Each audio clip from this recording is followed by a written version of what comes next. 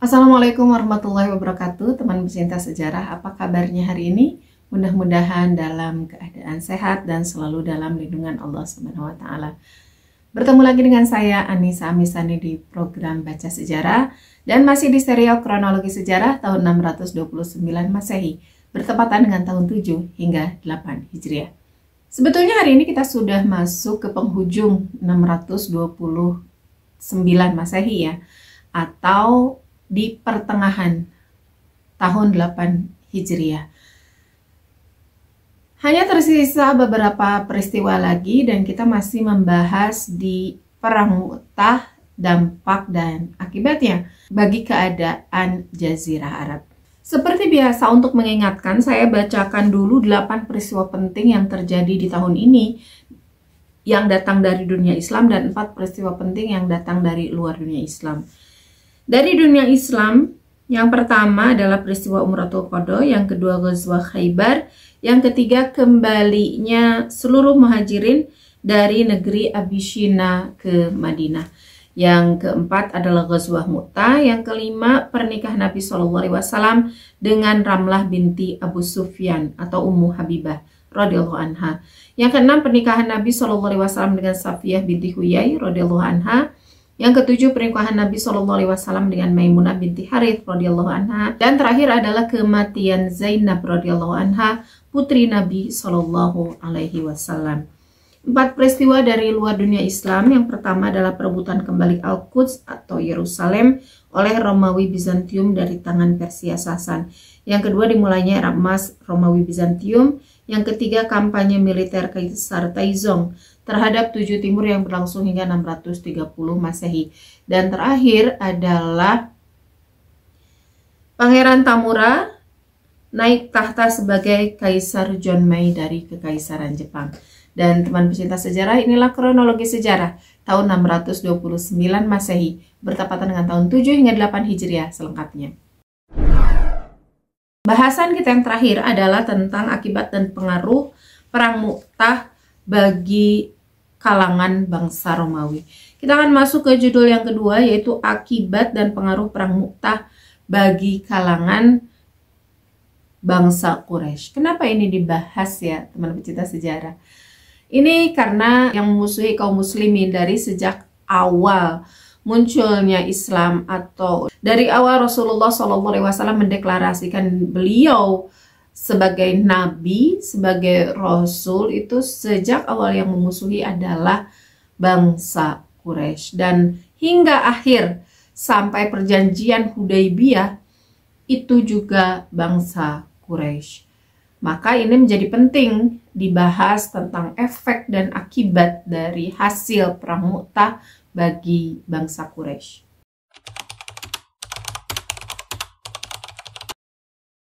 Sangat jauh berbeda pengaruh dari hasil Perang Mu'tah terhadap bangsa Romawi dengan bangsa Quraisy di Mekah.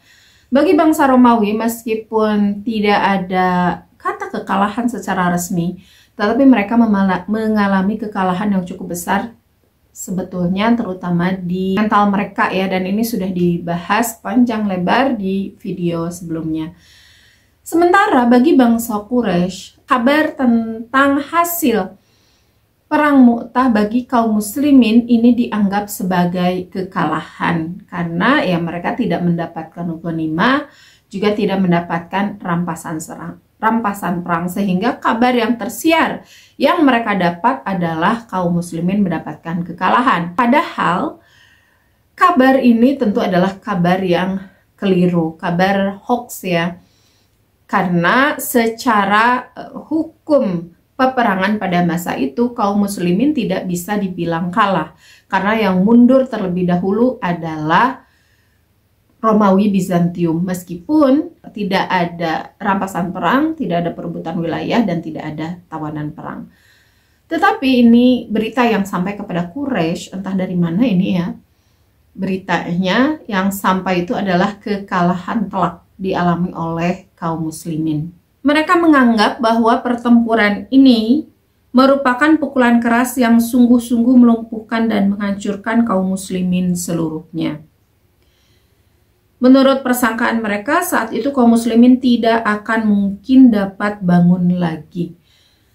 Selanjutnya, anggapan dan persangkaan itu menimbulkan keberanian mereka untuk mencemari kehormatan janji perdamaian antara mereka dan kaum muslimin di Hudaybiyah. Dengan demikian, kaum Quraisy di Mekah ketika itu berpendapat dan bersikap untuk harus dengan segera menggerakkan perlawanan di mana-mana agar kelemahan dan kelumpuhan kaum muslimin dapat menjalar lebih luas. Tidak diceritakan ya dari mana Quraisy mendapatkan informasi ini, karena kalau dari sisi kebenaran berita ini sudah terlihat kasat mata ini jauh dari kebenaran. Pertama, kabar tentang kekalahan telak kaum muslimin. Sudah mah kekalahan, ini dari kekalahannya saja sudah berita yang salah. Ditambah telak, kalah telak. Ini double kesalahannya, double berita bohongnya. Dan yang tidak pernah dipelajari dari orang-orang Quraisy adalah mereka tidak check and recheck lagi berita yang mereka dapatkan. Ini kasusnya berkali-kali ya terjadi, di mana kaum Quraisy itu berhasil ditipu dayai oleh kaum muslimin. Masih ingat ya teman-teman pecinta sejarah tentang kisah Nu'aim bin Mas'ud radhiyallahu anhu, di mana beliau itu baru masuk Islam tetapi sudah berhasil mengadakan taktik ya, di mana Nu'aim bin Mas'ud itu radhiyallahu anhu berhasil memecah belah kaum Ahzab antara Yahudi dan Quraisy dengan berita yang ia sebarkan, dengan berita tipu daya yang ia sebarkan. Memang pada saat itu Abu Sufyan mengadakan check and recheck lagi, tapi check and recheck yang dilakukan oleh Abu Sufyan itu hanya satu lapis, hanya satu hal gitu ya, tidak berlapis-lapis lah bagaimana dia mencari informasi yang benarnya. Kemudian peristiwa yang masih baru dibahas, di mana lagi-lagi kaum kafir Quraisy itu mendapatkan tipu daya dari seorang sahabat yang mulia setelah pertempuran Khaybar, yang dapat ditipu mentah-mentah oleh sahabat Hajjaj bin Ilat As-Sulami Al-Bahzi. Dan berbeda dengan Ahzab, Ahzab itu kan orang-orang Quraisy itu ditipu untuk kepentingan kaum muslimin secara umum ya, keseluruhan. Tapi di kasusnya pasca perang Khaybar yang berkaitan dengan Hajjaj bin Ilat ini, kaum kafir Quraisy itu ditipu untuk kepentingan pribadi, secara khusus Hajjaj bin Ilat sendiri, di mana ia ingin menyelamatkan harta dan keluarganya, menyelamatkan harta dan keluarganya untuk keluar dari Makkah menuju ke Madinah. Jadi dengan tujuan yang lebih kecil, meskipun tidak dianggap kecil ya, karena ini adalah urusan kaum muslimin meskipun satu orang. Tetapi dibandingkan dengan apa yang terjadi di Khaybar, tujuan tipu daya yang dilakukan oleh Hajjaj bin Ilat ini tentu lebih kecil pengaruhnya bagi kaum muslimin. Namun tetap saja orang Quraisy itu tertipu kali ini karena satu kesalahan, yaitu tidak mau cek dan recheck berita. Dan contoh ketiga yang ini ya, yang dimana orang Quraisy itu tidak mau cek and recheck berita tentang hasil perang Mu'tah. Berita yang mereka dapat adalah kekalahan yang sangat telak. Mereka tidak mau cek and recheck berita. Kita lihat ya, yang pertama ketika ditipu dayai oleh Nu'aim bin Mas'ud, Abu Sufyan selaku pemimpin itu melakukan cek and recheck dengan datang kepada Bani Quraidah. Betul tidak mereka sudah berkhianat gitu. Tetapi di dua kasus yang kedua, yaitu ditipu oleh Hajjaj bin Ilat, dan kali ini berita tentang kekalahan kaum muslimin di Padang Mu'tah, dua hal ini tidak dilakukan check and recheck.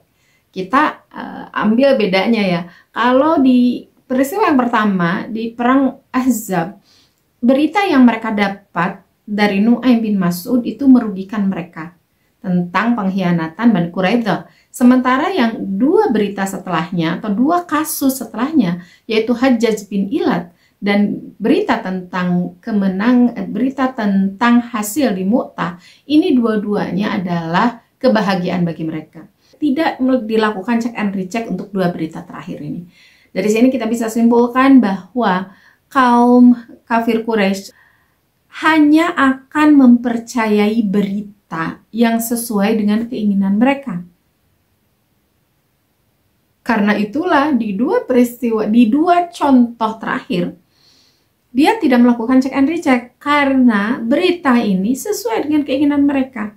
Berita yang pertama adalah kabar kekalahan telak kaum muslimin di Khaybar. Dan berita yang kedua yang mereka tidak mau melakukan check and recheck adalah tentang berita kekalahan kaum muslimin di Mu'tah. Dua berita ini dua-duanya salah.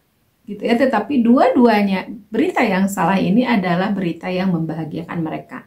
Jadi mereka tidak mau melihat kebenaran, pokoknya berita yang sesuai dengan keinginan mereka, maka mereka akan langsung menyambutnya.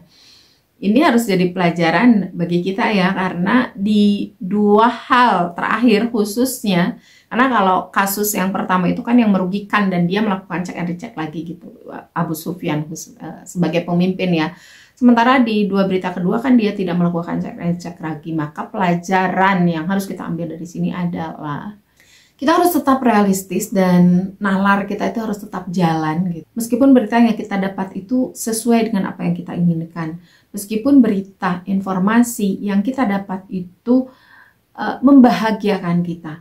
Jadi dalam setiap kasus apapun, dalam setiap masalah apapun, berita yang sampai kepada kita itu harus kita cek ulang. Dari mana berita ini datangnya, kapan, oleh siapa.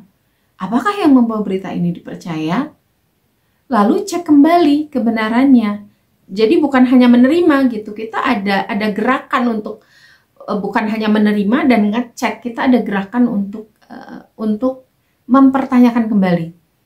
Benar tidak berita ini? Dicek ulang. Gitu ya, seharusnya Abu Sufyan itu mengutus seseorang untuk mencari kebenaran berita itu. Gitu ya. Tetapi memang Abu Sufyan selaku pimpinan salah satu yang paling berpengaruh pada waktu itu di Quraisy, itu memang tidak melakukan tindakan apapun, ya sekedar bahagia ya udah gitu. Dia tidak melakukan tindakan apapun sebetulnya. Yang melakukan tindakan ini kepercayaan orang-orang Quraisy terhadap berita kekalahan tersebut itu memunculkan keberanian gitu, dimana ya mereka kan yakin bahwa orang-orang Madinah itu tidak akan bisa bangkit lagi karena ini kekalahan udah lawan Bizantium lah. Kalau kalah itu pasti kalahnya kalah telak, habis sudah kaum muslimin gitu. Itu yang mereka percayai. Maka mereka yakin bahwa ketika muncul keberanian dalam diri mereka, lalu karena muncul keberanian itu muncul tindakan.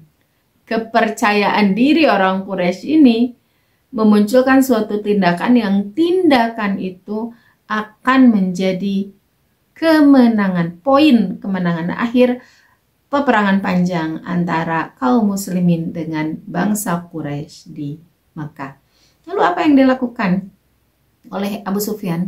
Dan ternyata tindakan ini bukan dilakukan oleh Abu Sufyan, tetapi oleh orang-orang penting lain lah yang ada di Quraisy gitu. Meskipun bukan pembesar, tapi termasuk orang penting ya. Kisahnya nanti akan dibahas sebagai latar belakang terjadinya Futuh Mekah. Lalu bagaimana akibat dan pengaruh dampak ya perang Mu'tah bagi kaum muslimin sendiri di Madinah? Sebetulnya sudah dikisahkan ya apa pengaruh dan dampaknya bagi kaum muslimin di Madinah, di mana ada muncul sangkaan-sangkaan bahwa kaum muslimin ini lari dari peperangan.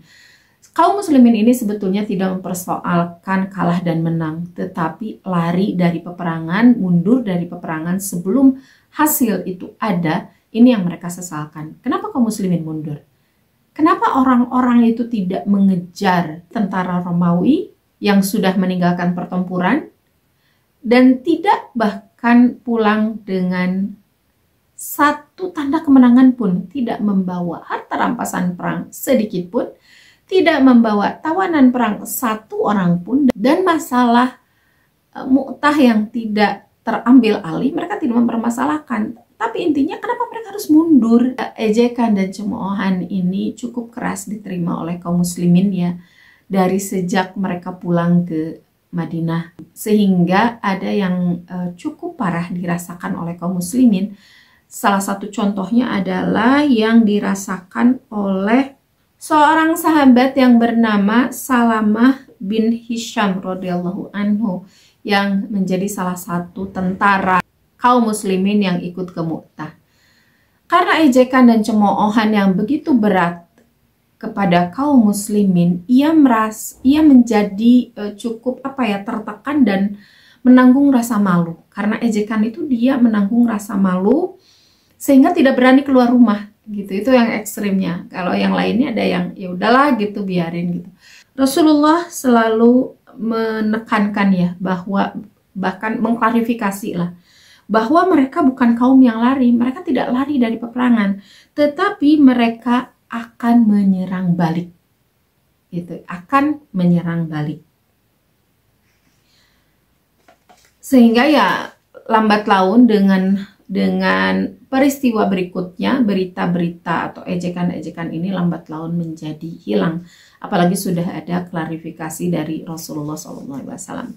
Yang unik dari peristiwa ini adalah tidak adanya sejarah ya, tidak adanya sejarah, tidak adanya kabar kepada kita bahwa tentara kaum muslimin yang pada saat itu menjadi prajurit yang ikut berperang ke Mu'tah, karena peristiwa ejekan dan cemoohan ini tidak ada satupun yang menyalahkan Khalid bin Walid. Karena kan yang mengambil keputusan untuk mundur dari medan pertempuran itu adalah Khalid bin Walid. Meskipun pasukan gitu ya pada saat itu masih on fire dan masih semangat untuk kalaupun diperintah untuk mengejar gitu, mereka tetap bersedia. Bahkan kalaupun harus sampai mereka syahid, mereka tetap bersedia. Sampai habis gitu ya, mereka tetap bersedia. Tetapi yang luar biasa, mereka taat itu ketika mereka berada di dalam pertempuran itu, ketika di bawah komando Khalid bin Walid, mereka tidak mempertanyakan keputusan itu, mereka tetap menyetujuinya dan taat. Setelah pulang pun tidak ada gitu yang karena ya kan sekarang bukan lagi jadi pasukannya Khalid, kita sudah maksudnya pasukan itu sudah dibubarkan lah, sehingga kepemimpinan Khalid pun pada saat itu ketika sudah kembali ke Madinah ya itu sudah selesai gitu, karena perangnya sudah selesai. Tetapi tetap mereka tidak menyalahkan Khalid. Satu sisi karena mereka tahu kondisi di lapangan ya, karena mereka tahu kondisi di lapangan, mereka tahu apa yang dilakukan oleh Khalid bin Walid benar. Dan yang kedua, karena mereka memang sikoh kepada Khalid, kepada pimpinan. Padahal Khalid bin Walid pada waktu itu masih baru masuk Islamnya. Tetapi sama sekali mereka tidak mempercayakan. Apalagi ya ada ucapan kayak, mungkin kalau sekarang bakalan kayak gitu deh. Ucapan seperti misalnya, Khalid ini gara-gara kamu nih, kami jadi dituduh seperti ini. Yang melakukan perintah kan kamu. Harusnya kamu dong yang menanggung penderitaan ini, yang menanggung cemoohan ini gitu. Dan mereka tidak melakukan itu, bahkan mereka tidak menjawab cemoohan itu dengan jawaban misalnya, itu kan bukan salah kami ini kan prajurit aja yang melakukan, yang memberikan perintah untuk mundur pada waktu itu adalah Khalid. Kenapa kalian tidak salahkan Khalid saja? Gitu. Tidak ada satupun prajurit Islam pada saat itu yang menjawab begitu. Luar biasa ya, bagaimana solidnya tentara Islam ini. Ya bukan hanya di medan pertempuran, bahkan setelah kejadian pun mereka tidak ada yang mengevaluasi pimpinan mereka, gitu ya. Ini menjadi ya kalau untuk zaman kita kayaknya ya jauh panggang dari api gitu. Padahal kita sama-sama kaum muslimin ya, sama-sama beriman kepada Allah, sama-sama sayang kepada Rasulullah, cinta kepada Rasulullah. Tetapi level kita ternyata sangat jauh berbeda. Teman pecinta sejarah, kita terus berusaha ya untuk bisa menyamai, mendekatkanlah jarak gitu ya antara keimanan para sahabat, ketaatan para sahabat dengan ketaatannya kita. Luar biasa ya. Ini memang masyarakat ideal, masyarakat kaum muslimin pada masa Rasulullah ini paling ideal, paling utama. Maka ini menjadi pola sebetulnya, menjadi contoh bagi kita sebagai masyarakat muslim untuk bersikap seperti masyarakat muslim pada masa itu gitu. Dan ya sebagai masyarakat muslim pun tidak bisa disalahkan, yaitu karena giroh juga. Tetapi kan setelah mendapat berita dari klarifikasi dari pimpinan tertinggi mereka, yaitu Rasulullah SAW, yang mengatakan bahwa sangkaan itu tidak benar, sangkaan ejekan yang diajukan atau digugatkan kepada para prajurit yang ikut berperang itu ternyata tidak benar. Mereka pun meredam sangkaan mereka dan kekesalan mereka karena mereka taat kepada Rasulullah SAW. Ya, pujian tentu untuk Rasulullah SAW ya, yang paling utama dalam hal ini, yang bisa meredam. Sebetulnya kalau ini didiamkan kan ini akan jadi bahaya gitu, akan jadi pertengkaran dua kubu. Dua kubu yang setuju dengan mundur dan setuju dengan tidak mundur, yang setuju yang menyesalkan kemunduran itu. Tetapi Rasulullah SAW itu langsung mengambil sikap menangkis semua tuduhan itu. Dan ini pimpinan yang luar biasa ya, beliau tidak menunggu waktu yang menyelesaikannya, tidak. Beliau itu langsung melakukan klarifikasi tanpa jeda gitu, tanpa ada jeda dengan tuduhan yang terdengar. Dan ini sikap seorang pemimpin yang luar biasa, sehingga friksi itu tidak sampai terjadi. Masyarakat Quraisy itu bisa langsung diam dengan tuduhan dan kejengkelan mereka, kekecewaan mereka, itu bisa langsung sirna hanya dengan ucapan Rasulullah SAW, klarifikasi dari Rasulullah bahwa apa yang mereka tuduhkan tidak benar. Itu tentu karena sosok Rasulullah SAW sendiri yang mereka sangat percayai. Membangun karakter ini, karakter di mana beliau menjadi pemimpin yang sangat dipercayai, itu kan tidak dibangun sejak beliau di Madinah, tetapi jauh sebelum beliau di Madinah, bahkan jauh sebelum masa kenabian ya, di mana beliau ini adalah sosok yang bahkan mendapatkan label seseorang yang dipercaya gitu, Al-Amin. Nah, maka teman pecinta sejarah, kalau mau jadi, mungkin kalau kita udah terlambat lah ya, usia-usia kita untuk milenial dan Gen Z, rasanya sudah terlambat ya, teman pecinta sejarah. Kalau kita ingin menjadikan anak kita seorang pemimpin yang besar, yang dihormati, yang bisa merubah keadaan dunia ini menjadi lebih baik, maka kita harus mencontoh Rasulullah SAW bahwa kepemimpinan pendidikan kepemimpinan itu bukan dimulai sejak seseorang memimpin, tapi dari kecil.